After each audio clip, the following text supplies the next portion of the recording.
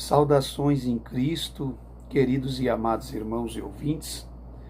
É um prazer muito grande poder estar falando com todos vocês em mais uma rica oportunidade, onde estamos unidos convosco através do canal A Bíblia em Foco para gravarmos mais uma mensagem poderosíssima da Palavra de Deus. Sabemos que a Palavra de Deus é poderosa para nos advertir, para nos redarguir e para nos instruir em amor e justiça, para que possamos ser servos perfeitos e fazendo segundo a perfeita vontade do Senhor nosso Deus. Se inscreva no canal Bíblia em Foco, não fique simplesmente em usufruir dos conteúdos, deixe os seus likes fixados no começo dos vídeos, comente, compartilhe e participe acionando os sinos das notificações para recebimento dos vídeos do canal Bíblia em Foco. Meus irmãos, se tiver 1000 visualizações, ajuda o vídeo a ter 1000 likes.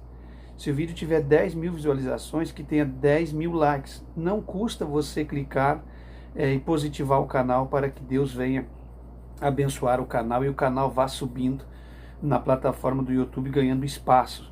E assim você ajuda a mim e ajuda o Espírito Santo, a Deus, a se manifestar através da palavra na vida de muitas pessoas. Meu carinho e minha gratidão a Deus, a todos vocês que têm contribuído financeiramente e espiritualmente com o meu ministério e com o canal A Bíblia em Foco. Hoje nós queremos falar sobre um tema maravilhoso, queremos trazer uma palavra de Deus poderosa ao coração de vocês, e nós queremos, já de antemão, ler a palavra de Deus com todos vocês, meus irmãos. Vamos ler a palavra de Deus com todos vocês.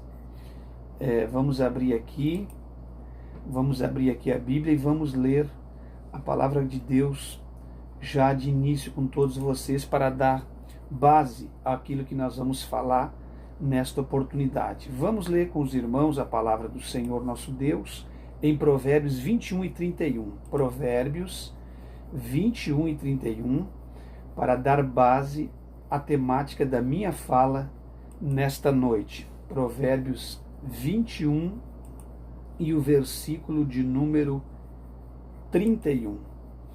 Você pode conferir em casa o versículo base para a nossa temática desta hora que nós estamos falando convosco, madrugada aqui no estado do Rio Grande do Sul, que você possa conferir em casa o versículo que vai ser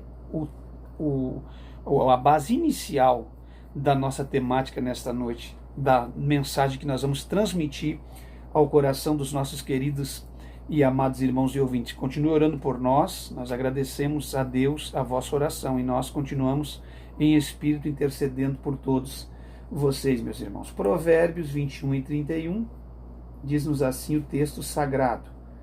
Livro de Provérbios, capítulo 21, versículo 31, diz assim: o que segue a justiça e a beneficência achará a vida, a justiça e a honra. E é sobre esse versículo que nós vamos conversar com vocês. O que segue a justiça e a beneficência achará a vida, a justiça e a honra. E é sobre esse versículo que eu quero falar convosco sobre a caminho da vitória nesta noite. Essa é a temática desta oportunidade. Quero trazer não um estudo bíblico, mas uma palavra de Deus ao vosso coração nesta noite. A caminho da vitória é o tema da minha fala. Todos nós queremos ser vitoriosos na vida e lutarmos para isso. Temos em nossa mente incutido o desejo de vencer e irmos além na nossa caminhada. Porém, teremos em nossa jornada muitos adversários que teremos que enfrentar e tirarmos desse enfrentamento, tirarmos esses adversários do nosso caminho. Teremos sim que a caminho da nossa vitória, teremos que enfrentar muitos obstáculos e muitos adversários. E muitos desses adversários, meus irmãos, teremos que tirar do nosso caminho. Tirar não pessoas do nosso caminho, mas tirar adversários no mundo espiritual e adeptos do mundo espiritual, demônios que trabalham na vida de muitas pessoas que se opõem à nossa jornada, à nossa caminhada, a caminho da nossa vitória. Todos nós sabemos que qualquer um de nós quer ser vitorioso na vida. E a nossa vitória não vai vir de qualquer maneira. A nossa vitória vai ter um preço a ser pago. No caminho da nossa vitória teremos muitos embates, muitas tentações, muitas perturbações e muitas oposições, seja no mundo espiritual, físico, seja no mundo, seja na área que for de nossas vidas, teremos sim muitas oposições a caminho da nossa vitória. Eu gostaria de meditar com vocês a caminho da vitória, usando exemplos bíblicos para que vocês venham receber uma orientação sábia da palavra de Deus.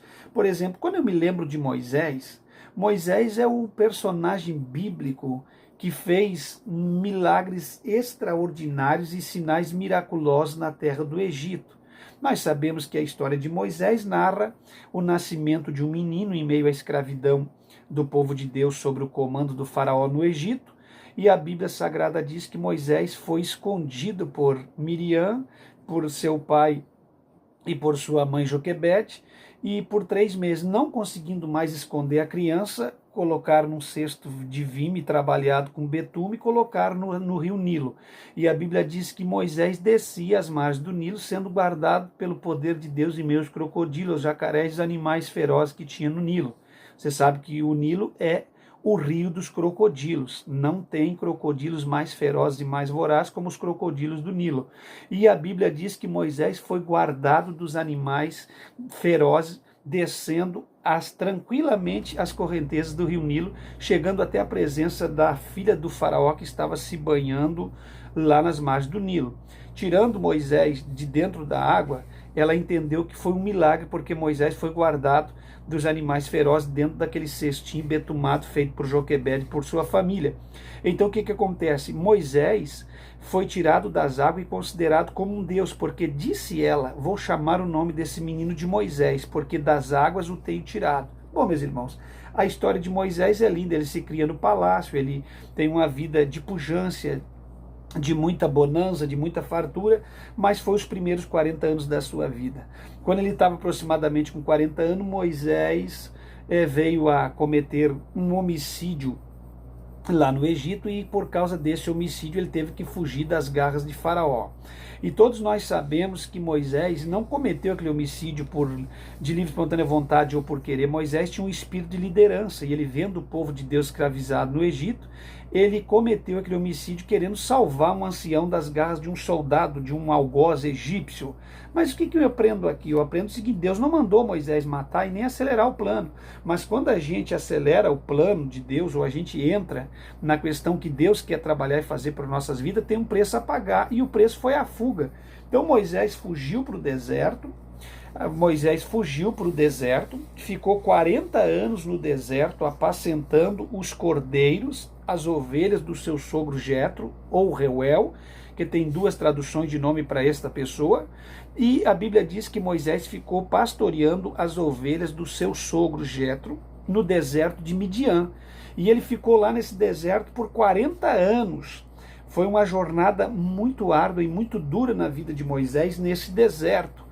O que eu quero dizer com tudo isso? Que a caminho da nossa vitória tem muitos projetos, muitas lutas, muitas dificuldades, muitos desertos, muitos vales, muitas montanhas e muitas intempéries que vêm na nossa vida diária, nossa vida nessa jornada da terra. Então Moisés ficou lá 40 anos no deserto, já estava uma somatória de 80 anos, quando Deus falou com Moisés lá nas fendas da penha, na rocha, quando foge um cordeiro do rebanho e se esconde, vai subindo e se esconde na fenda da rocha e atrai Moisés até aquela pedra lá em cima no deserto. E quando Moisés vai por trás do deserto e se enfia no meio daquele caminho rochoso, e aquela ovelha do rebanho atraindo Moisés até aquele rochedo, a Bíblia diz que quando ele procura aquele cordeiro, ele acaba se encontrando com Deus. Ele avista uma sarça, uma planta insignificante que dá no deserto. Uma sarça, poderia ser qualquer outra planta famosa, mas foi uma pequena sarça insignificante, que ele, olhando para aquela sarça estava ardendo em fogo. E a Bíblia diz que o fogo ardia sobre aquela sarça e aquela sarça não se consumia. Aquele pequeno arbusto do deserto não se consumia. E Moisés foi atraído por aquele fogo. E a Bíblia diz que quando ele se vira para aquela sarça, Deus começa a falar com ele do meio da sarça, incandescente em fogo. O que eu aprendo aqui? Deus estava se revelando para Moisés no meio do deserto, no meio do sofrimento, no meio da angústia. Sabe, meus irmãos, o deserto é um lugar onde Deus se revela para as pessoas, onde Deus fala com as pessoas. Muitas vezes nós queremos ouvir a voz de Deus, mas nós queremos ouvir num palácio. Queremos ouvir em meio à bonança, em meio a uma vida regada de luxos e de prosperidade, mas muitas das vezes Deus nos conduz para o deserto, no meio da fenda das rochas, e começa a se apresentar para nós no meio de uma coisa tão insignificante como um arbusto chamado e conhecido como sarça ardente. Bom, do meio daquele fogo Deus se revelou. Sabe o que eu aprendo aqui? Que Deus se revela a alguém sempre no meio do fogo. Se você quer ouvir a voz de Deus, se você quer conhecer a Deus verdadeiramente, primeiro você tem que ir para o deserto e depois Deus vai se revelar a você no meio do fogo. Do meio da planta, no meio do fogo, a voz de Deus soa nas fendas daquela rocha, daquela penha, e começa a falar com Moisés e se revela para Moisés. E ali Deus faz muitas provas com Moisés, e Moisés ali lança muitos questionamentos, que não é o tema da minha fala aqui essa noite. Começa a lançar questionamentos, dizer que é duro de lábios, que não sabe falar, que não tem condições, que sempre o homem é humano e limitado, e começa a colocar limitações na obra que Deus tem para realizar através da sua vida. Então Moisés começa a questionar o poder de Deus e se negar da sua missão. Mas Deus começa a questionar Moisés e fazer com que Moisés entenda o que é um verdadeiro chamado de uma obra missionária, de uma obra que algum obreiro de Deus tem que fazer. Então, quando Deus se revela para Moisés, no meio daquela sarça, ele afirma estar com Moisés. Ele afirma colocar uma boca falante para Moisés, que era duro de lábios, ele envia Arão junto com Moisés, e ele se revela de um chamado missionário, um chamado poderoso para a vida de Moisés no meio daquela sarça ardente. O que eu aprendo, meus irmãos? Ali estava confirmando e selando o ministério da vida de Moisés. Para vocês que não sabem, Moisés tem o seu ministério dividido em 3 partes. Primeiros 40 anos no Egito, na bonança, aprendendo na letra do faraó e vivendo uma vida regalada, 40 anos no deserto, pastoreando as ovelhas de Midian, tendo uma escolaridade com Deus no deserto, aprendendo com Deus no deserto, na faculdade de Deus em pleno deserto, e depois ele tem os últimos 40 anos de vida, porque Moisés parte dessa vida com 120 anos, com a sua visão ampla e enxergando como uma águia, é recolhido, escondido por Deus. Até hoje ninguém sabe onde está o corpo de Moisés. E aí Moisés, então esses últimos 40 anos, dos 80 aos 120, é quando ele volta com 80 anos para o Egito. Então ele vai lá no Egito e vai encarar o Ramsés faraó, que foi criado juntamente com ele no Palácio Real, e ele vai para libertar o povo de Deus do Egito, que estava naquele período de 430 anos de escravidão no Egito. Quando Moisés retorna para o Egito, ele vai fazer o êxodo. O que é o êxodo? O êxodo é a saída, a libertação, quando o povo de Deus é liberto do Egito. Então Moisés volta para fazer o êxodo no povo de Deus, para libertar o povo de Deus do Egito. Bom, meus irmãos, tudo isso é uma vida de sucesso, de vitória, Deus falando com Moisés, se revelando a Moisés no meio da sarça em fogo, pedindo santificação, a troca de direito, tirar as sandálias dos pés, deixar o seu direito de vida que vivia para si, começar a viver totalmente para Deus, porque tem gente que não entende por que Moisés tirou as sandálias dos pés. Quando Deus pediu para Moisés tirar a sandália dos seus pés, Deus estava trocando o direito de vida com Moisés. Deus estava dizendo: até aqui, o presente momento, você viveu para você, agora você vai viver para mim. E para viver para mim tem que santificar a vida, tem que tirar as sandálias dos pés. Para você se aproximar de mim, você não pode se aproximar de qualquer maneira, você precisa tomar uma decisão nova, você precisa trocar o seu direito de vida, parar de viver para você e começar a viver para mim. Ali, Deus estava fazendo uma aliança com Moisés. Ali Moisés tirou as sandálias dos pés e se aproximou de Deus, porque o lugar em que ele estava se apresentando era Terra Santa. Terra Santa porque a presença de Deus tinha tomado conta daquele arbusto e daquele pequeno lugar no meio da fenda da rocha, da penha. Ali onde Deus se revelara a Moisés. Então Deus se revela no meio do fogo, Deus se revela pedindo santificação e Deus se revela trocando o direito de vida. Quando alguém se apresenta para Deus, se aproxima de Deus, ele tem que mudar de vida. Ele tem que deixar de viver a sua vida para viver a vida de Deus. Esse é o significado da troca, do tirar das sandálias de Moisés dos pés. Moisés, quando ele chega naquela pedra, naquela fenda, naquele deserto, ele chega de uma maneira e ele sai de outra. Nunca mais Moisés foi o mesmo homem. Ele sai dali com o rosto revestido em glória. Desse momento para frente, é normal Israel começar a ver o rosto de Moisés brilhando, as costas de Moisés brilhando. As pessoas não podiam olhar Moisés de frente. Moisés entrava de costa para dentro da tenda da congregação, porque a glória que estava sobre a vida de Moisés era algo sobrenatural, estupefato, de tanto poder e glória que tinha Moisés na sua vida, desde o dia em que Deus se revelara a ele no meio do fogo, nessa sarça ardente no deserto. Bom, Moisés retorna, meus irmãos, e no Egito ele opera muitos sinais e prodígios e maravilhas, e aí ele sai. Segundo a última praga, ele opera os 10 sinais em pragas, e na última praga da morte do primogênito de Faraó, ele sai com toda a riqueza do Egito, as mulheres hebreias, os homens hebreus, saem com toda a riqueza do Egito, rumo ao deserto, porque Deus pedia a Moisés que tirasse o povo do Egito, porque o Egito não é lugar de adoração, o Egito não é lugar de servir a Deus. Deus não aceita adoração no Egito. Alguém que está preso ao Egito, alguém que está preso às práticas egípcias, às práticas babilônicas. Você lembra lá em Babilônia, nos rios de Babilônia, quando Deus, aquele povo quer cantar e não consegue cantar aprisionado, as harpas penduradas nos salgueiros, e eles tentando cantar uma canção de Jerusalém não podiam, porque estava aprisionado.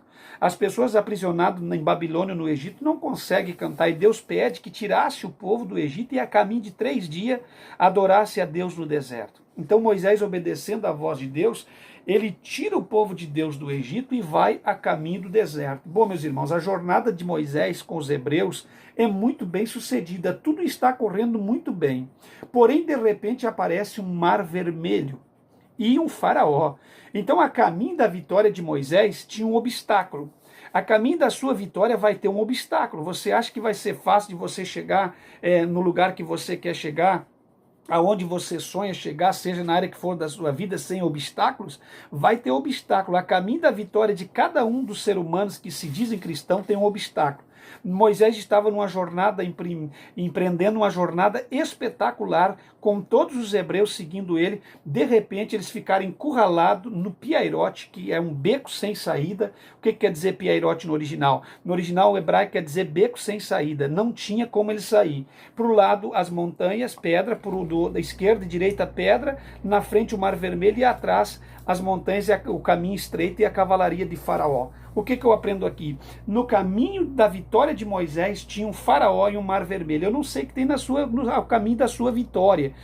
Qual é o tipo de inimigo, qual é o tipo de faraó, qual é o tipo de empecilho, obstáculo e atrapalho que tem na sua vida. Mas no caminho de Moisés tinha um mar vermelho e um faraó. E agora, o que fazemos? Vamos fugir do faraó?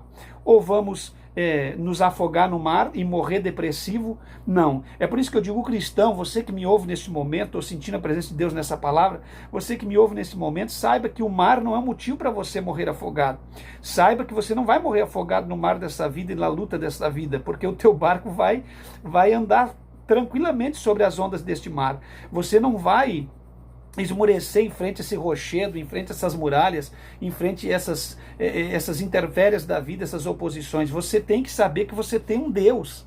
E o Deus que você tem, mas que maravilha, estou sentindo para a presença de Deus. Deus vai, nesse momento, através dessa palavra, Deus vai te dar tanto ânimo, tanta força, que você vai conseguir continuar lutando na vida e na sua jornada. Então, o que os hebreus vão fazer? O mar não pode parar. O mar não pode parar você, meu irmão. Os faraós, tipificando a pessoa do diabo, personificando a pessoa dos demônios, não pode parar você. Você tem que avançar.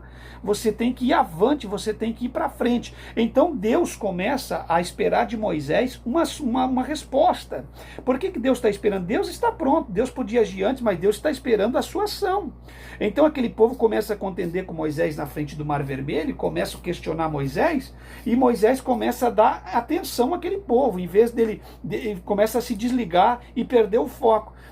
Até o momento em que Moisés percebeu que ele não devia estar focado naquele povo, mas focado a Deus. Então Moisés começa a falar para Deus: porventura tirasse nós do Egito, aquele povo, para morrer nesse deserto, para morrer na frente afogado nesse mar vermelho? porventura não era melhor nós estarmos no Egito? Porque tem pessoas que é assim, ele não tem fé de caminhar em frente, ele quer voltar para o Egito, ele quer qualquer luta, qualquer mar vermelho, qualquer dificuldade, ele quer retroceder para o Egito, porque tem saudade do Egito, ele tem saudade do bem-estar, da alimentação egípcia, ele tem saudade da vida que ele tinha bem arregalada no Egito, então ele quer voltar. Mas aqui os servos de Deus vão avançar. Então Moisés olha para Deus, Deus diz para Moisés, Moisés, o que tu tens nas mãos? Aí Moisés disse, eu tenho uma vara, Senhor. Para ti é uma vara, mas para mim é um ministério que eu coloquei na tua mão. Quando Deus colocou essa vara nas mãos de Moisés no deserto de Midian, existia uma autoridade, uma troca de direito. Moisés estava embaçado e autorizado pelos céus a fazer o que tivesse que fazer na frente daquele povo, porque quem tinha chamado Moisés era Deus direto, não era homem. Moisés tinha ministério entregado direto das mãos de Deus. Hoje tem muitos homens que recebem ministério de homens, mas Moisés tinha ministério chamado direto das mãos de Deus. Ele recebeu chamado direto, não foi um chamado indireto, foi chamado direto. Ele foi chamado direto pelo próprio Deus. Então Deus estava com Moisés. Tu tens só uma vara na tua opinião, mas na minha opinião e na minha unção, tu tens autoridade que eu te dei delegada nas tuas mãos. Coloca essa vara e fere as águas do Mar Vermelho. E Moisés abriu, levantou aquela vara em direção ao céu e desceu ela sobre o Mar Vermelho. A partir do momento que ele desceu sobre o mar, as águas do Mar Vermelho começaram a se repartir de alto a baixo e se formaram em muralhas dos dois lados e uma estrada no meio, uma estrada muito larga e ampla, que o povo de Deus entrou a caminho daquela estrada. E eu quero dizer para você o seguinte, ainda que seja um mar vermelho que se atravesse no caminho da vitória de Moisés, esse mar não vai deter Moisés. E ainda que se atravesse no teu caminho um mar, um rio, ou sei lá o que está no teu caminho, não vai parar a sua caminhada se você verdadeiramente levar essa palavra para o lado espiritual e acreditar no poder de Deus. Bom, o mar se abriu e Moisés passou com os pés em terra seca para o outro lado do Mar Vermelho.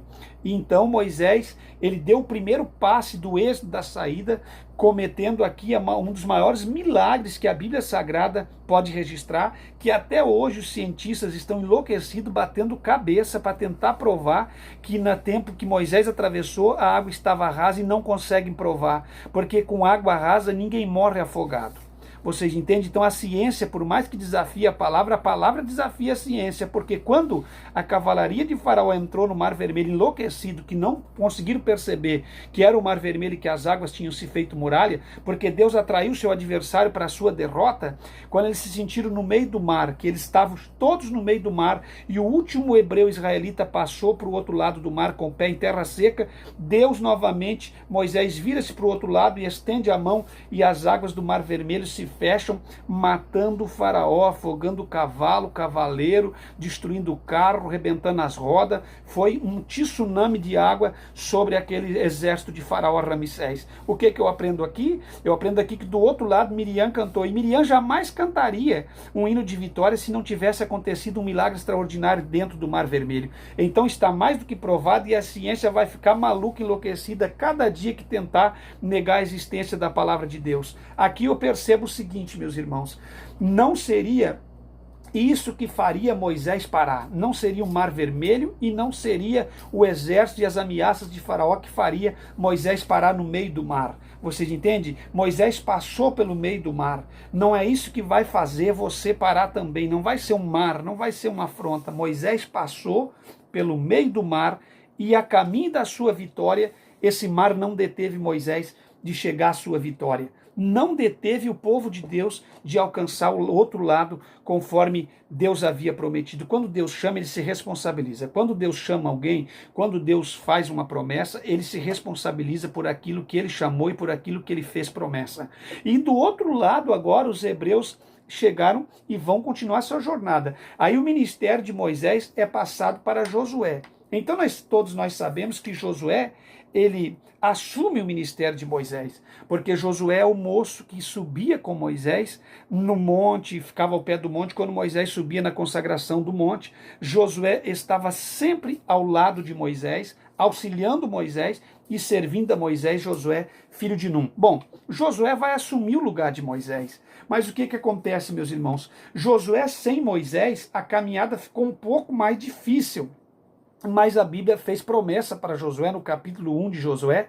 Deus faz promessa a Josué dizendo que assim como ele foi com Moisés, ele também seria com Josué, que ele não ia desamparar Josué, que ele ia ajudar Josué, que assim como Moisés teve dificuldade, Josué também teria, que assim como Moisés teve enfermidade, Josué também teria, porque tem gente que só prega prosperidade, mas Deus está dizendo o seguinte: assim como eu fui com Moisés, eu serei contigo. Moisés teve luta, mas venceu, teve vitórias, teve várias dificuldade na sua vida ministerial, na sua caminhada no deserto, mas não parou. E assim como eu fui com Moisés, eu também serei contigo, Josué. Então Josué, embaçado de uma promessa como essa, ele prossegue a sua caminhada. Agora, ficou um pouco mais difícil. Por que Josué prosseguia a caminhada dos hebreus? Porque Josué estava indo tudo bem, mas demais... tudo tranquilo, caminhando com o povo de Deus, guiando o povo de Deus, o general do exército de Deus, aquele homem que teve aquela experiência íntima ao lado de Moisés, porque vocês sabem, meus irmãos, que ser sucessor de Moisés é algo dificílimo. Ah, meu Deus, ser sucessor de Moisés é algo muito difícil e complicado. Imagine Deus chegar para você e dizer: agora, moço, você vai suceder o meu servo Moisés. Aí você olha e começa a lembrar: puxa, Moisés abriu o Mar Vermelho, Moisés andou com esse povo, tirou esse povo do Egito, feriu o Egito com 10 pragas, abalou, quebrou o Egito, e eu agora tenho que assumir o lugar de Moisés. Eu sinto no meu espírito que Josué se sentiu muito pequeno, que Josué se sentiu bastante intimidado com essa posição que Deus havia entregado para ele, com esse talento e essa tarefa e essa missão. Mas ele não foi covarde. Como ele tinha experiência de vivência com Moisés, ele se colocou nas mãos de Deus, no Espírito de Deus, ele foi em frente. Bom, meus irmãos, mas assim como Moisés tinha um mar vermelho e os faraós para enfrentar, Josué tinha um Jordão. Então eu começo a aprender, quando começo a pregar, sinto muita presença de Deus aqui nesse tema, nesse momento, porque quando nós começamos a caminhar pela palavra, nós vamos entender que na vida de todos os servos de Deus houve uma dificuldade. Nenhum deles conquistaram o seu êxito e a sua vitória sem ter dificuldades, interferências, tentações, oposições, perseguições e pessoas no seu encalço. Bom, chegou o momento de Josué agora tomar posse da terra, mas tem o Jordão. E o que Josué vai fazer? Josué precisa atravessar o Jordão. Então a Bíblia fala que Josué atravessa o Jordão no tempo da cega, quando o Jordão estava colocando água para fora. E a Bíblia diz que os homens de Josué colocaram a Arca da Aliança sobre os ombros e o Jordão teve que se abrir para Josué passar com a Arca da Aliança. Josué passa para o outro lado do Jordão. Assim como Moisés passou, Josué passou, então não tem mar vermelho que te detém, não tem Jordão nessa vida que te detenha, não há nada que possa te deter se você se colocar inteiramente nas mãos de Deus e cultuar a Deus e obedecer a Deus. Bom, quando se sentiram em paz consigo mesmo, de repente deram de frente com as grandes muralhas de Jericó. Você entende? E não tem outro caminho. Moisés tem que atravessar o mar, não adianta querer fugir, se escapar da luta ou voltar para trás ou retroceder, tem que ir avante. Josué teve que atravessar o Jordão, e no Jordão dessa vida nós temos muitas dificuldades, às vezes não é fácil atravessar os Jordãos desta vida, e a promessa de Deus é que nós passamos este Jordão, inclusive para nós herdarmos a nossa salvação, se nós não partirmos no arrebatamento, nós teremos que passar um Jordão, e o último Jordão nós não podemos passar só, nós temos que passar com Cristo, que é passar dessa para uma outra vida. Imagine esse tipo de Jordão, tão difícil, mas tudo isso nós temos que passar agraciados pelo poder de Deus. Bom, agora Josué tem as muralhas de Jericó, a cidade das palmeiras, e Josué tem que quebrar as muralhas de Jericó para passar. Então vocês entendem, meus irmãos, que no caminho de Josué tinha o Jordão e as muralhas de Jericó. E o que Josué vai fazer? Ele vai retroceder? Não, ele não vai retroceder. Ele vai ir avante porque ele tem o testemunho de Moisés vivenciado e vivido, enxergado,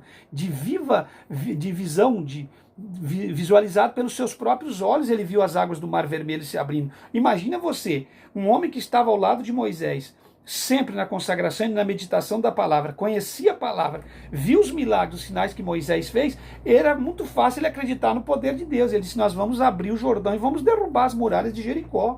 Então vocês já sabem muito bem que as muralhas de Jericó, que tinha a caminho da vitória de Josué, era o mesmo Mar Vermelho que tinha a caminho da vitória de Moisés.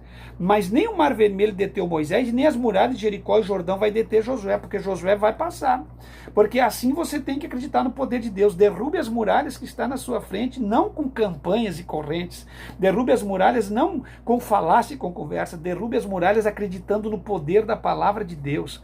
Derrube as muralhas acreditando na unção da palavra de Deus. Revista-se de poder e autoridade nessa noite através do poder da palavra de Deus e se encha do gozo da salvação e vença todos os problemas que você tem na sua casa, na sua família, no seu lar, no seu emprego, na sua faculdade, aonde quer que você esteja. Olha, vocês estão me ouvindo, eu acredito que em vários continentes deste mundo, e aonde você estiver me ouvindo, eu quero que Deus encha você da unção do Espírito Santo, porque a unção está na palavra, a unção está no poder da palavra pregada. Então entenda uma coisa, Jericó, cidade das palmeiras, toda murada em sua volta, mas não seria isso que faria Josué parar.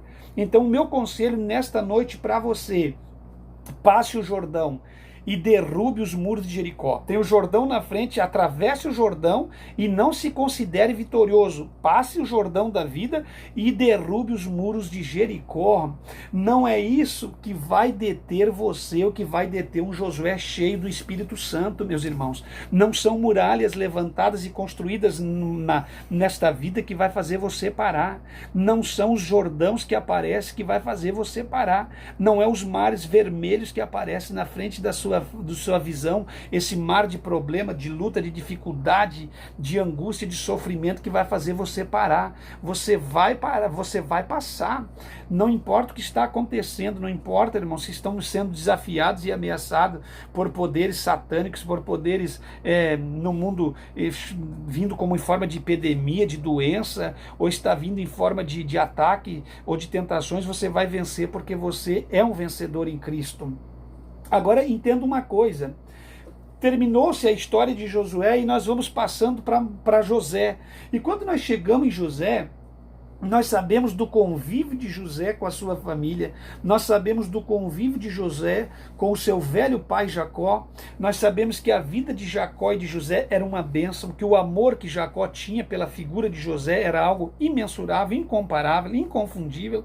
Nós sabemos que o amor que José tinha por Jacó era algo tremendo, e esse amor e essa unidade entre Jacó e José despertou um ciúme, uma inveja na casa de Jacó, de forma tal que os irmãos de José, os filhos mais velhos de Jacó, começaram a perseguir a José, começaram a invejar a José, começaram a ter ciúmes de José, porque José era um sonhador, José era um menino obediente, um menino crente, possuía características de um cristão autêntico, e toda vez que a gente encontra um cristão autêntico que tem características de José, ele começa a ser perseguido, odiado, invejado, enciumado, porque as pessoas não obedecem e não quer que você obedeça, as pessoas não se submetem e não quer que você se submeta, as pessoas são desenfreadas e não quer que você seja educado e prudente. Então isso aconteceu na casa de Jacó, e Jacó decidiu lhe presentear com uma túnica colorida, presente que realçava a nobreza de José. Quando os irmãos de José viram José com aquela túnica cheia de cores, eles disseram: certamente é um príncipe, porque só príncipe anda de túnica, e nenhum príncipe e nenhuma pessoa que tem uma túnica com todas essas cores que não seja um príncipe. Então José, o papai está fazendo de José um príncipe, e começaram a perseguir José. Mas não adianta querer tirar a túnica de quem já nasceu para ser um príncipe. José era um príncipe de Deus. José era um homem chamado, um homem separado, um homem escolhido, um homem que tinha sido comissionado desde o de José, salvar a sua nação, salvar a sua família, salvar o seu povo e glorificar o nome do Senhor.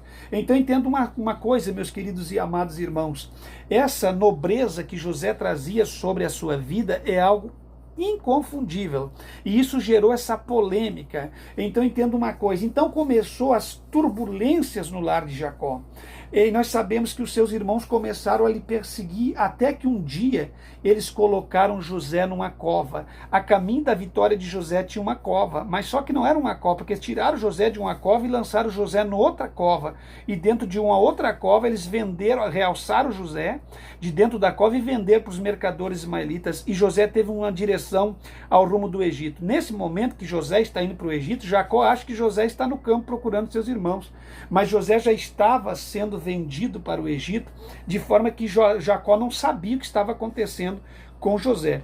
Aí os seus irmãos pegaram, mataram um animal, embebedaram a túnica de José no sangue de um animal e levaram até Jacó e eles fizeram um conto de fada, inventaram uma mentira. Nós sabemos que a mentira nunca vai perdurar para sempre. Toda mentira um dia será descoberta e toda mentira um dia será revelada. Bom, meus irmãos, José então toma o caminho do Egito. A cova não deteve José. A cova não vai ser o suficiente para deter José. O que vai acontecer? Quando José se sentiu em paz com seu espírito e alma, então lhe caluniaram. Aí José já está na casa de Potifar, já foi vendido, Deus direcionou José para a casa de Potifar. Aí na casa de Potifar, José conquistou um espaço extraordinário, José se tornou o mordomo, o chefe da família, o homem de confiança de Potifar, e a mulher de Potifar agora, cheia de espíritos malignos, vai colocar os olhos em José, e não conseguindo deitar-se com José, não conseguindo atrair José para a sua atenção num dia em que Potifar tinha viajado, que ela estava só com José. O que aconteceu, meus irmãos? Então José agora vai ser tentado pela mulher de Potifar, e vai ser tentado de forma a derrubar o seu caráter, a sua integridade. O que acontece agora? José, então, vai ser caluniado por uma mulher que não conseguiu o seu êxito, que não conseguiu atrair José. Vocês entendem, meus irmãos? O que está acontecendo? Ela vai ser atraída, vai tentar atrair a atenção de José, não conseguindo atrair a atenção de José. Ela vai caluniar José e vai colocar José na prisão. Meus queridos e amados irmãos, então eu aprendo uma coisa aqui. A cova não deteve José. A cova não deteve José e a cadeia também não vai deter José. De forma que a cova não deteve, a caminho da vitória, a cadeia também não vai deter José. Devemos ter cuidado e vigiar com as represálias e contra-ataques do diabo.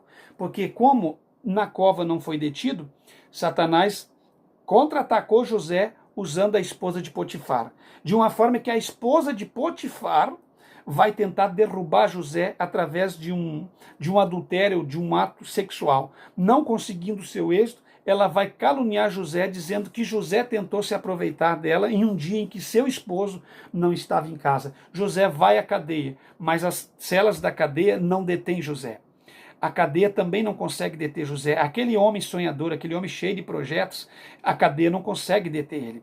A cova não consegue deter. Deus tirou José da cadeia. José conseguiu provar a sua inocência e da cadeia José vem até a presença de Potifar, da presença de Potifar, ele vai à presença de Faraó, ele se barbeia e vai interpretar os sonhos de Faraó. É óbvio que aqui nessa temática não dá para nós discorrermos contando para vocês, através da palavra, tudo que aconteceu para que José chegasse até a presença de Faraó. Mas o certo é que Deus trabalhou na vida de José, Deus abençoou a vida de José e José vai até a presença de Faraó. Agora José interpreta o sonho das vacas e das espigas e José se torna, depois de Faraó, o maior governador do Egito, de forma tal que até os dias de hoje o Egito conta e confessa que nunca houve alguém tão usado e tão sábio nas mãos de Deus como José do Egito. José, que era hebreu, se tornou José do Egito, mas nunca o Egito entrou em José. José viveu no Egito, mas o Egito nunca viveu em José.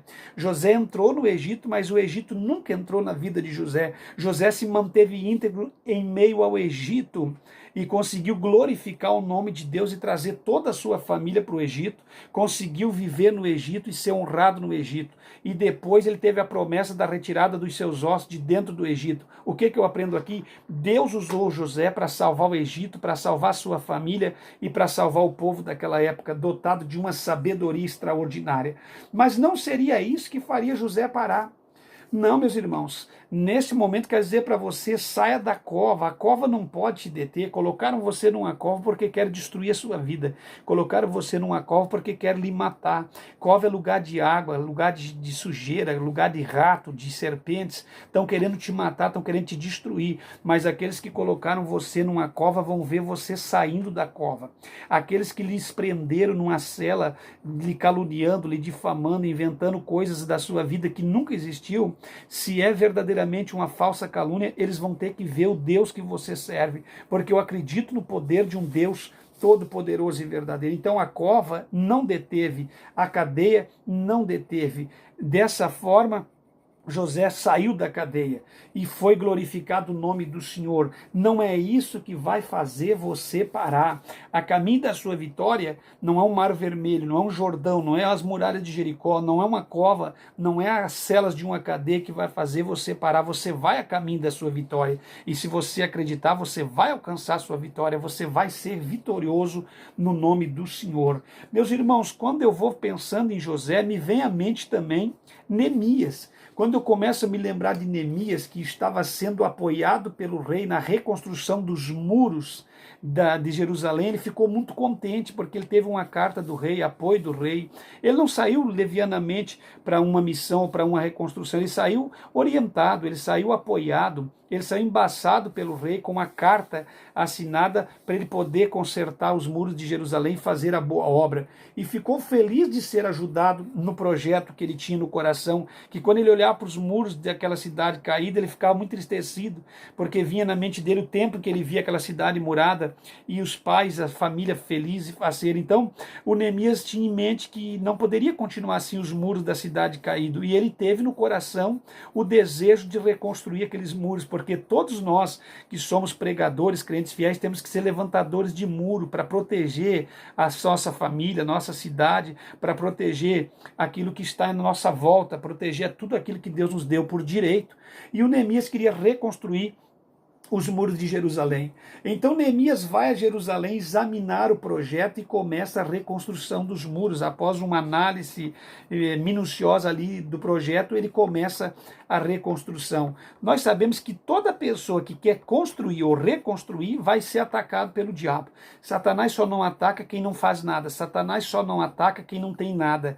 Quem tem alguma coisa da parte de Deus, e você, o crente mais simples da igreja, tem algo que Deus te deu, e é por isso que você é atacado. Se você não tiver nenhum bem financeiro, você tem o bem maior, que é a salvação.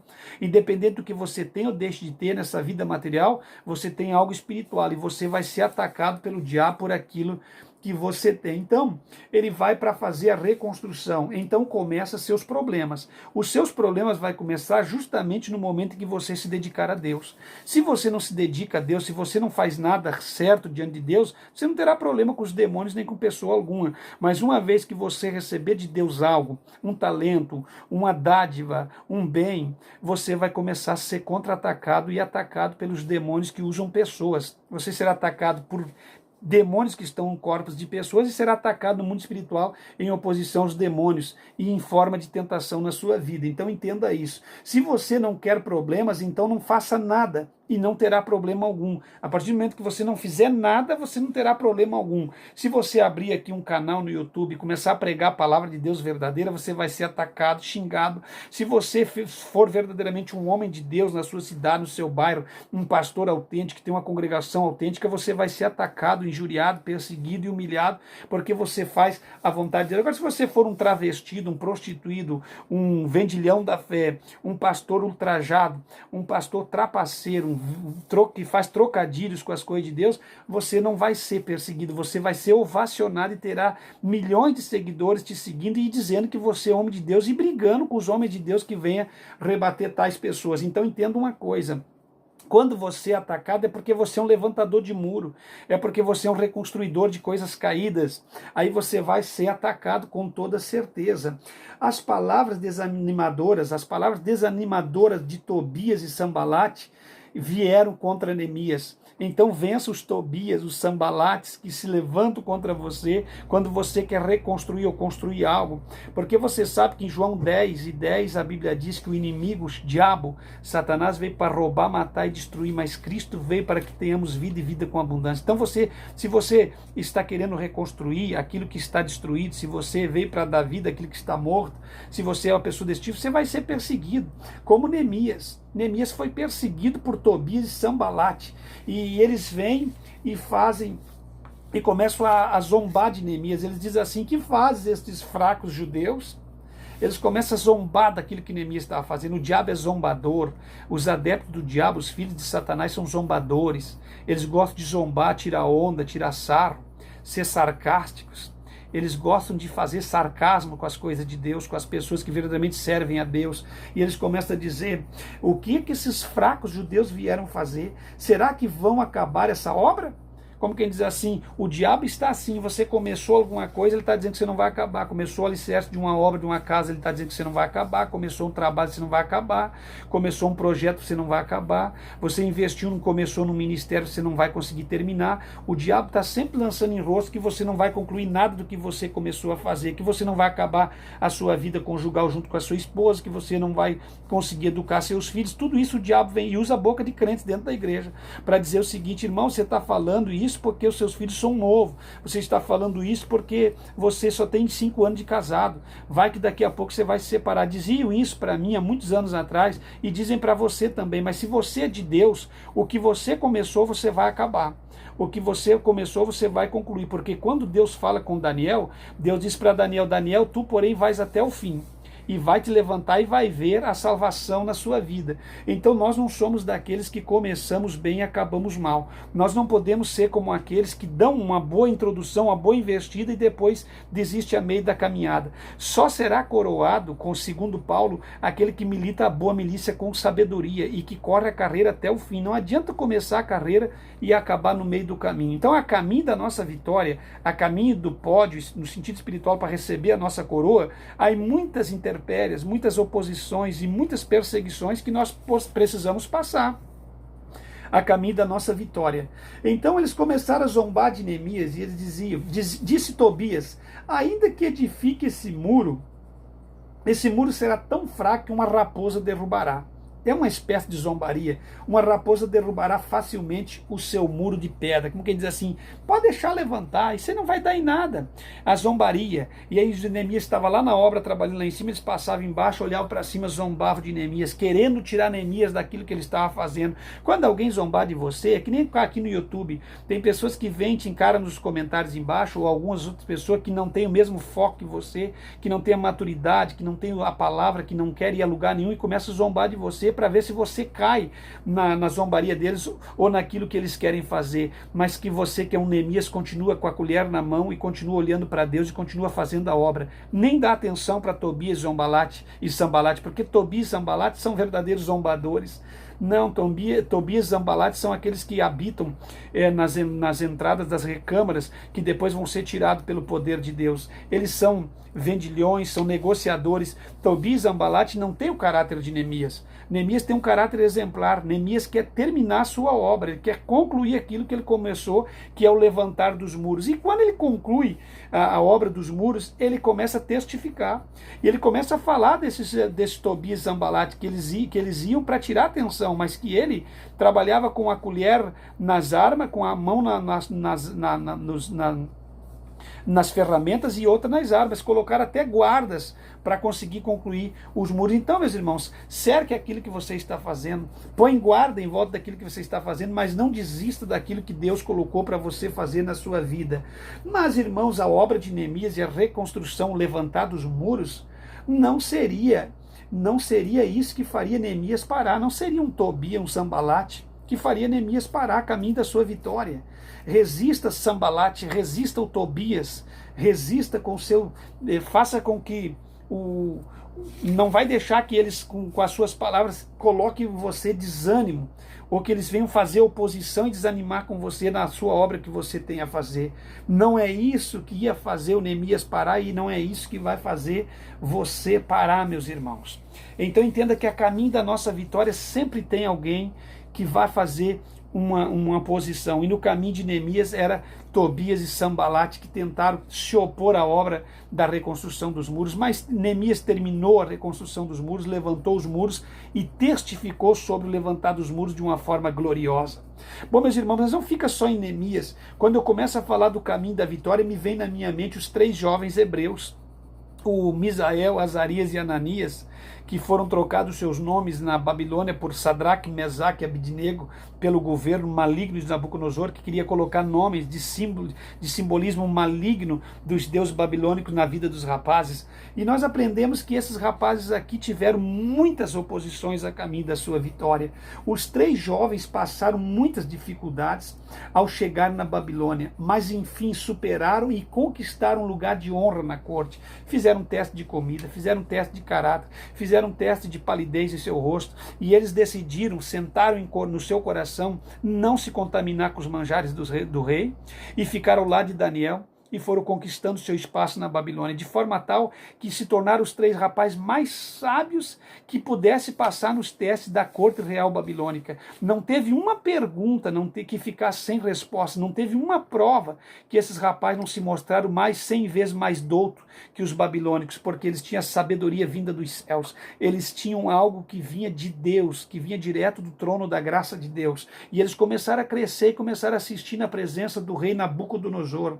Então o rei levantou uma grande estátua e foi consagrar e pedir adoração à estátua, e vendo os jovens se recusaram a adorar. Meus irmãos, mesmo que se levante uma imagem de Nabucodonosor, mesmo que se levante uma estátua, alguma falsa oposição contra você, você não vai parar. Não vai ser Nabucodonosor que vai fazer você parar.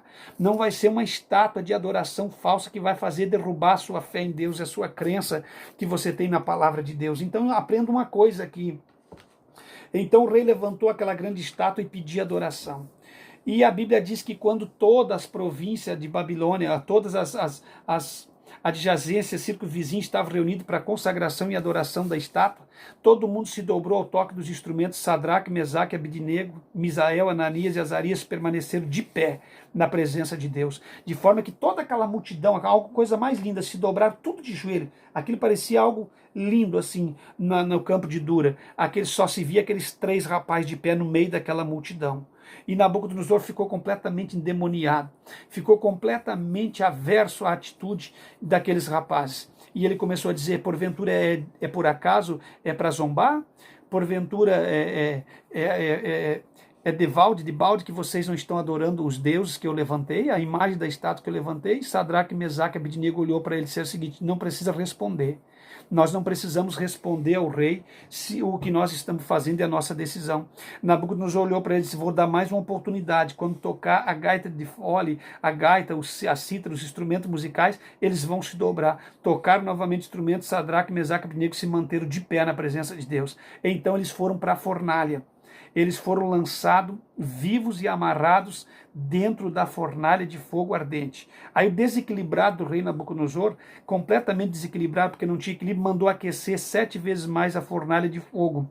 Não precisava aquecer. Se quisesse matar os rapazes, como ele queria matar no sofrimento, era só deixar o fogo mais lento e mais brando, que eles demorariam mais para morrer. Mas no seu desequilíbrio, na sua vontade de matar os rapazes, ele acelera o fogo da fornalha 7 vezes mais, de forma que a fornalha começou a explodir, os dutos da fornalha, e os jovens estavam caminhando dentro da fornalha com o 4º homem, o Senhor Jesus de Nazaré, o 4º homem das fornalhas da vida, que entrou para refrescar o fogo da fornalha com os jovens hebreus. Então eu quero dizer para vocês o seguinte, meus irmãos: não é uma fornalha que vai te fazer parar no caminho da tua vitória. Eu sei que a luta é grande, que às vezes temos fornalhas que a temperatura se aquece, a provação fica mais intensa, mas se você estiver com Deus, você vai vencer essas tribulações, você vai vencer essas tribulações. A caminho da tua vitória não é uma fornalha. Não seria isto que faria os 3 jovens hebreus parar. Passe pelo fogo da fornalha aquecida, glorificando a Deus. Não vai impedir de você chegar à sua vitória. Não seria isso que faria os 3 jovens parar. Agora eu aprendo uma coisa aqui. Quando Nabucodonosor olha na fornalha e vê os 3 jovens caminhando, ele percebe que não tem 3, tem 4. E ele diz assim: eu não eram 3 que nós jogamos amarrado? Sim. Eu, porém, vejo 4. Então, o 4º homem da fornalha tinha se manifestado. Jesus estava lá dentro da fornalha. Então, se você estiver passando prova, luta, estiver dentro da fornalha, fique tranquilo, porque Jesus vai caminhar com você no meio da prova. Então, somente crê que Cristo não vai te abandonar na fornalha da vida. Ele vai caminhar com você. E para nós concluirmos esta palavra, eu quero falar de João na ilha de Pátimos. nós encontramos João na ilha, isolado. João passou por muitas experiências ao lado de Cristo, perseguições e morte, ameaças, sempre junto com Cristo. Você sabe que João é aquele discípulo amado que encostava e recostava sua cabeça ao peito de Jesus e sentia o pulsar e o bater do coração de Jesus nos ensinamentos e na maestria quando Jesus estava ministrando. Mas entenda uma coisa, todos morreram. Após a morte de Cristo, os apóstolos foram todos morrendo também, uns sendo eliminados, outros sendo executados, e a Bíblia diz que ficou João. E João foi preservado por Deus, foi o único apóstolo preservado por Deus para receber as revelações apocalípticas. Quando ele se sentiu em paz e segurança no seu espírito, então lhe colocaram em um tacho de banha fervendo. Quando ele achou que ia conseguir desfrutar de alguma paz, ele foi milagrosamente livrado, não tendo a banha quente efeito sobre o seu corpo. Eu nunca vi na história da humanidade, e a gente percebe às vezes quando alguém carneia um animal e coloca ali a banha para ser derretida dentro de um tacho, aquilo completamente fica numa aceleração de caloria extraordinária. Pois bem, tiraram João e colocaram dentro daquele tacho de banha fervente. O que aconteceu?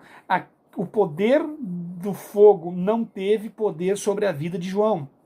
João foi milagrosamente livrado da queimadura de primeiro, segundo, terceiro grau de morte daquele tacho de banha fervente, porque Deus tinha um plano com João, porque Deus estava preservando a João. Sabe o que eu aprendo aqui? Que quando Deus tem um plano com alguém, e quando não é a hora de alguém, não tem focinhada que possa fazer, não tem plano, projetil no mundo espiritual que possa destruir a vida de um homem que Deus tem plano com ele, porque Deus preserva os seus filhos. É isso que eu acredito até o presente momento. Bom, meus irmãos, tendo em mente que seus problemas haviam acabado, indo a caminho da vitória, se dirigindo a caminho da vitória, eles colocaram João numa ilha chamada Patmos, uma ilha isolada, uma ilha onde ficava presidiários, uma ilha completamente esquecida das pessoas. Lá foi onde colocaram o apóstolo amado de Jesus Cristo, João. E nesse isolamento, quando o inimigo achou que João ia morrer, esmorecer naquela ilha, Deus sustentou João naquela ilha, Deus guardou João naquela ilha e Deus revela-se a João no meio do isolamento. Sabe quando que Deus vai se revelar para você? Muitas das vezes quando você é abandonado, quando você é perseguido, quando você é deixado de lado pelos homens, quando você é esquecido por pastores, por ministério, nesse momento Deus se revela. Eu me lembro de um momento de minha vida, uns 3, 4 anos atrás, quando eu fui abandonado por tudo e por todos. Foi nesse momento que Deus se revelou muito forte para mim, que Deus falou muito comigo, que Deus me trouxe muitas mensagens, muitas palavras, e Deus me trouxe muito conhecimento isolado. Quando eu achei que estava sozinho, quando eu achei que tinha sido esquecido, Deus estava comigo e eu nem percebia que Deus estava comigo, porque a minha luta era tão grande, o isolamento era tão grande, o abandono tão grande, mas Deus estava comigo e eu não conseguia ver Deus no meio do isolamento. E Deus estava comigo naquele isolamento, sempre falando comigo e me guardando. Então eu acredito, meu irmão, não se sinta-se isolado, não se sinta rejeitado, não se sinta como se Deus te esquecesse. Deus não te esqueceu. Deus não te esqueceu. Você simplesmente está por um período de tempo colocado num lugar que Deus está te preservando, te cuidando, te guardando, para que você dali se levante mais poderoso do que você era antes. Eu tenho certeza do que eu estou te falando, porque eu vivi o que eu estou te falando. Deus não te esqueceu. Deus não esquece seus filhos. O profeta Isaías disse que Deus, por um momento te deixei, mas não te esquecerei, com grande misericórdia te recolherei. Quando Jó foi abandonado na luta, Jó achou que estava esquecido, mas Deus recolheu novamente a Jó. Deus não esquece seus filhos. Então entenda uma coisa, não seria uma ilha, não seria um tacho de banho que ia fazer parar a caminhada de João. Então, nessa ilha, Deus se revela a João e dá o Apocalipse, o livro das revelações, para o apóstolo João. E não é isso que vai fazer você parar. Não é uma afronta desta vida, não é um problema dessa vida que vai fazer você parar. Bom, no caminho de João tinha uma ilha, mas João venceu e foi avante na sua caminhada. E eu concluo falando de Jesus. Bom, meus irmãos, Jesus veio habitar entre nós e cumprir a sua caminhada na terra, uma caminhada de muita vitória. Mas nós encontramos o Cristo revelado Nazareno. Naquela mesma hora, alguns fariseus se aproximaram de Jesus e lhe disseram: sai e vai embora daqui, pois Herodes quer te matar. Ele respondeu, sabe, Jesus foi muito perseguido pelos doutores da lei, pelos fariseus, saduceus, herodianos, por aquelas seitas daquela época. E Jesus sendo perseguido, ele nunca parou. A caminho da vitória de Cristo, que era a cruz, para vencer e reconciliar a humanidade na cruz, ele teve muitas dificuldades, perseguições, resistências, projetos ruins contra ele. Aí, nesse momento aqui, ele respondeu para aqueles herodianos, para aquelas pessoas, aqueles fariseus que estavam ali, ele respondeu o seguinte: vai dizer aquela raposa, vá dizer aquela raposa. Raposa aqui é uma raposa, é um bicho traiçoeiro. Sabe por que Jesus chama Herodes de raposa? Porque Herodes era alguém traiçoeiro. Herodes, ele passava a mão e depois ele matava. Então Jesus pede para os fariseus, sabendo que Herodes queria destruir com Jesus, então Jesus diz para os fariseus: vai e diga para aquela raposa traiçoeira e oportunista, porque a raposa é traiçoeira, oportunista e captura suas presas com astúcia. Então Herodes era um astuto. Jesus chama ele de raposa. Jesus era muito sábio. Jesus vai e diga para aquela raposa que expulsarei demônios e curarei o povo hoje e amanhã. No terceiro dia estarei pronto para o que há de ser feito comigo. No caminho de Jesus tinha uma raposa. Vocês entendem? No caminho de Jesus tinha cobras. Mas nem cobras e nem raposas impediram Jesus de chegar à cruz e vencer o diabo, pisar na cabeça de Satanás. Agora entenda uma coisa: após a Santa Ceia, Jesus enfrenta uma terrível oposição. Uma cobra estava com eles, em meio aos discípulos. Quando ele vai repartir o pão, essa cobra se revela. Jesus olha para ele: Judas, o que vai fazer, faça com pressa. Vá fazer com pressa o que você tem que fazer. Porque Judas era uma serpente que estava entre os discípulos e traiu a confiança e o sangue inocente de Cristo. Então aprenda aqui que no caminho da vitória de Jesus existia Judas, uma cobra, e Herodes, que era uma raposa, e o sistema do mundo antigo. Estava tudo contra Jesus, armado, mas não destruiu a caminhada de Jesus. Jesus foi a caminho da sua vitória e conquistou aquilo para a qual ele foi chamado, para a qual ele tinha a sua missão, foi incumbido, que era reconciliar a humanidade na cruz do Calvário. Bom, entenda uma coisa aqui. Jesus enfrentou muitas oposições, mas não seria isso que faria ele parar. Vença, meus irmãos, a raposa, vença as cobras. Jesus venceu a raposa, a cobra, e foi para a cruz. Jesus venceu a raposa, venceu cobra, venceu a cruz, venceu a morte, venceu os açoites, venceu a coroa de espinho, venceu a tantas outras coisas e glorificou o nome do Senhor. E não foi isso que fez Jesus parar. Então, como teu mestre deu exemplo, você tem que dar exemplo, você tem que ir até o fim.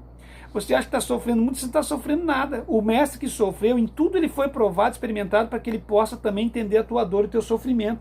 Então, se você está passando fome, ele passou. Se está passando sede, ele passou. Se você está passando por alguma enfermidade, ele passou. Se você está sendo perseguido, ele foi perseguido. Se você está sendo açoitado, ele foi açoitado. Se você está sendo caluniado, ele também foi caluniado. Se você está sendo traído, ele também foi traído. E ele, em tudo isso, ele sabe e tem condições de te aconselhar. Então você dobra os joelhos no pé da sua cama e ore a ele, que ele sabe o que você precisa, porque ele também passou. Por isso que ele pode ser o nosso Senhor e Salvador, nosso sacerdote eterno, porque em tudo ele foi provado, experimentado, para que pudesse entender os homens. Nada do que você está passando é surpresa para Cristo, você se ajoelhar e dizer: ah, Senhor, tu não sabes o que estou passando. Claro que ele sabe, e porque ele sabe, ele te entende, te compreende e vai te ajudar. Você está entendendo? E eu e você, as muitas oposições que se levantam em nosso caminho, em direção à nossa vitória, não vai nos impedir, seja ela o sucesso ministerial, ou o sucesso financeiro, ou ainda a nossa chegada nos céus. Nós vamos vencer, nós vamos chegar e vamos alcançar nossa vitória. Grandes são as oposições, mas assim como eles venceram, nós também venceremos. Agora eu quero dizer para vocês, Jesus venceu tudo isso. Os meninos venceram a fornalha, João venceu a ilha de Patmos, José venceu a cova e a cadeia, Neemias venceu Tobias e Zambalate a caminho da vitória, Josué venceu as muralhas de Jericó e Moisés atravessou o Mar Vermelho, e nada pararam esses personagens bíblicos. E o que vai parar conosco? Nós somos filhos de Deus e a nossa vitória nós vamos alcançar. Querendo Satanás ou não, querendo oposições ou não, nós vamos alcançar a nossa vitória. A tua vitória é garantida pelo sangue de Jesus Cristo, meus irmãos. Que Deus te abençoe, fique em Cristo jamais seremos enganados e confundidos. E a caminho da sua vitória, saiba que você terá oposições. Não é esse evangelho fácil que estão pregando para vocês. O evangelho é de sofrimento, de cruz, mas é um evangelho de vitória. Perceba que todas as oposições por que surgiram no caminho desses homens, eles venceram, porque Deus ele nos dá poder para vencermos as nossas lutas. Tá certo? Falou com vocês o pastor Levi Longaray. Deixe os likes, divulgue o canal, abençoe o canal, contribua de uma forma ou de outra, ajudando o ministério do canal A Bíblia em Foco e o ministério do pastor Levi Longaray. Fique em Cristo, até o próximo vídeo, querendo Deus.